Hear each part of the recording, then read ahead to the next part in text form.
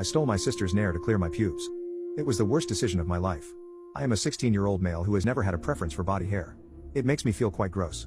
I started out shaving since my sisters helped me out with teaching me how to shave, and it was cool, but I didn't like getting razor burn, or that prickly feeling of hair growing extremely fast after shaving. I'd tried waxing before, but it was way too painful for me. Anyway, I found out about the holy grail of hair removal products that my sisters use. A miracle substance called Nair. I decided that I would sneakily take my older sister's bottle of Nair and test it out for myself. I needed to know why my sisters praised it so much, like it was some food after a famine. If I had known the dark fat that awaited me, I would have avoided it like the Black Plague in 1346. I read up on how to use it. I grabbed a cloth and started smearing that stuff on my legs like a delicious body lotion. Then the stench hit me. It was like if 1,000 rotten eggs decided to have a gangbang and squirt rotten egg seed into a bottle. It was putrid, but apparently it was miracle work, so I continued to use it. I suddenly had the genius idea that provoked this post and decided to slap some of that egg orgy hair dissolver on my pubic area.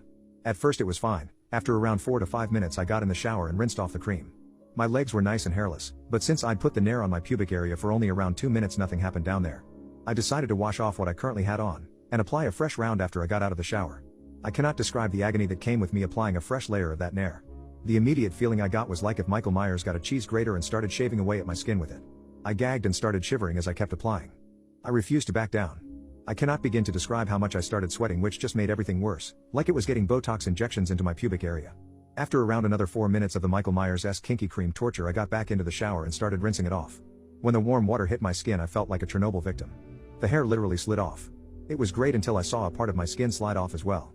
I probably went paler than those K-pop band members. I'm a mixed black dude.